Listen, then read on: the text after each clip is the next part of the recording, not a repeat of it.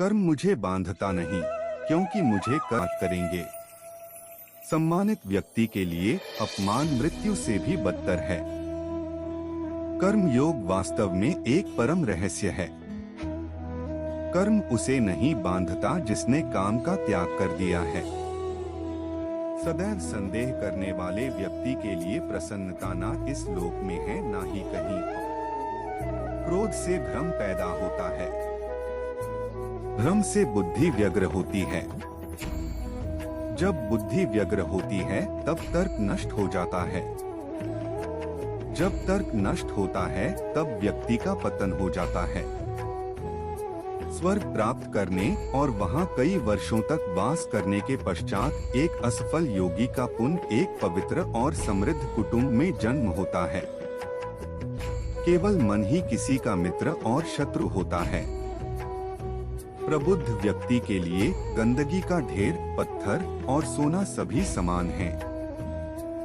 निर्माण केवल पहले से मौजूद चीजों का प्रक्षेपण है। मैं सभी प्राणियों के हृदय में विद्यमान हूँ। ऐसा कुछ भी नहीं, चेतन या अचेतन, जो मेरे बिना अस्तित्व में रह सकता हो। सभी अच्छे काम छोड़कर बस भगवान में पूर्ण रूप से समर्पित हो जाओ। मैं तुम्हें सभी पापों से मुक्त कर दूंगा। शोक मत करो। किसी और का काम पूर्णता से करने से कहीं अच्छा है कि अपना काम करें, भले ही उसे अपूर्णता से करना पड़े। मैं उन्हें ज्ञान देता हूँ जो सदा मुझसे जुड़े रहते हैं और जो मुझसे प्रेम करते हैं। जो मन को नियंत्रित नहीं करते उनके लिए वह शत्रु के समान कार्य करता है। बुद्धिमान व्यक्ति का मुख सुख में आनंद नहीं लेता।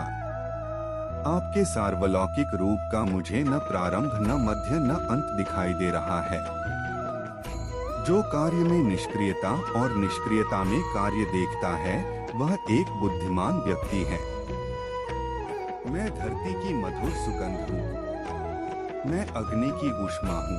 सभी जीवित प्राणियों का जीवन और सन्यासियों का आत्मसंयम हूँ। तुम उसके लिए शोक करते हो जो शोक करने के योग्य नहीं है, और फिर भी ज्ञान की बातें करते हो। बुद्धिमान व्यक्ति ना जीवित और ना ही मृत व्यक्ति के लिए शोक करते हैं। कभी ऐसा समय नहीं था जब मैं, तुम या ये राजा महाराजा अस्तित्व में नहीं थे। ना ही भविष्य में कभी ऐसा होगा कि हमारा अस्तित्व समाप्त हो जाए।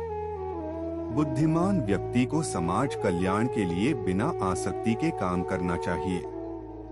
जो व्यक्ति आध्यात्मिक जागरूकता के शिखर तक पहुंच चुके हैं, उनका मार्ग है निःस्वार्थ कर्म। जो भगवान के साथ संयोजित हो चुके हैं, उनका मार्ग है स्थिरता और शांति। यद्यपि मैं इस तंत्र का रचयिता हूँ, लेकिन सभी को यह ज्ञात होना चाहिए कि मैं कुछ नहीं करता और मैं अनंत हूँ। जब वे अपने कार्य में आनंद खोज लेते हैं, तब वे पूर्णता प्राप्त करते हैं। वह जो सभी इच्छाएं त्याग देता है और मैं और मेरा की लालसा और भावना से मुक्त हो जाता है, उसे शांति प्राप्त होती है।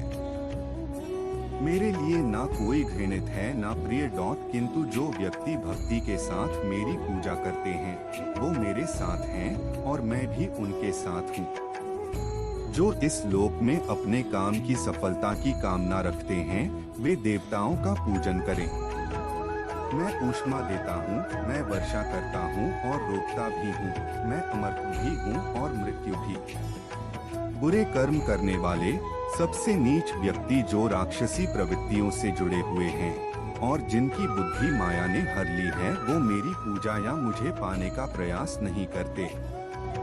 जो कोई भी जिस किसी भी देवता की पूजा विश्वास के साथ करने की इच्छा रखता है, मैं उसका विश्वास उसी देवता में दृढ़ कर देता हूँ।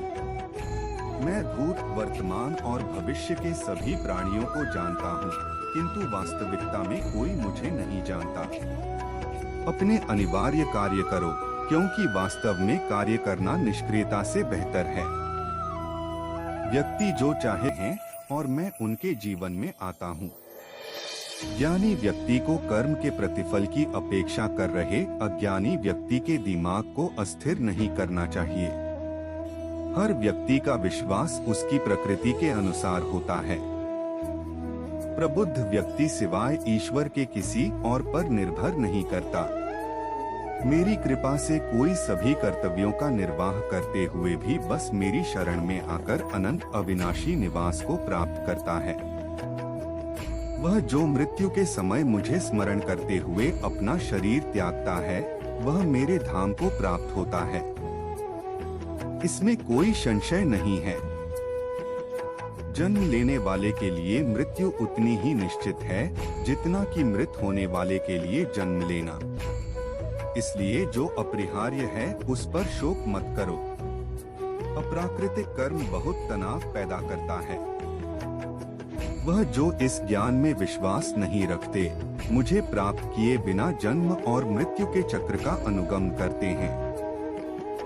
भगवान प्रत्येक वस्तु में है और सबके ऊपर भी। ज्ञानी व्यक्ति ज्ञान और कर्म को एक रूप में देखता है, वही सही मायने में देखता है। मैं आत्मा हूँ जो सभी प्राणियों के हृदय दिल से बंधा हुआ हूँ। मैं साथ ही शुरुआत हूँ, मध्य हूँ और समाप्त भी हूँ सभी प्राणियों का। सन्निहित आत्मा के अनंत का अस्तित्व है, अविनाशी और अनंत है। केवल भौतिक शरीर तथ्यात्मक रूप से खराब है। इसलिए हे अर्जुन, लड़ते रहो। भगवान या परमात्मा की शांति उनके साथ होती है जिसके मन और आत्मा में एकता सामंजस्य हो, जो इच्छा और क्रोध से मुक्त हो, जो अपने स्वयं खुद के आत्मा को सही मायने में जानते हो। ऐसा कोई नहीं जिसने भी इस संसार में अच्छा कर्म किया हो और उसका बुरा अंत हुआ है, चाहे इस काल में हो या आने वाले काल में। कृष्ण की आंखों में राधा ही राधा नजर आती है, मानो कृष्ण की आंखें राधा की थाती है। जमाने का रंग फिर उस पर नहीं चढ़ता। जिस पर कृष्ण प्रेम का रंग चढ़ जाता है, वो सभी को भूल जाता है जो सावरे का हो जाता है। प्यार दो आत्माओं का मिलन होता है, ठीक वैसे ही जैसे प्यार में कृष्ण का नाम राधा और राधा का नाम कृष्ण होता है। राधा ने किसी और की तरफ देखा ही नहीं। जब से वो कृष्ण के प्यार में खो गई, कान्हा के प्यार में पड़कर वो खुद प्यार की परिभाषा हो गई। पूरी दुनिया मोहमाया में खोई हुई है, मेरे कान्हा बस मैं ही हूँ जिसे तेरी माया जकड़ न पाई।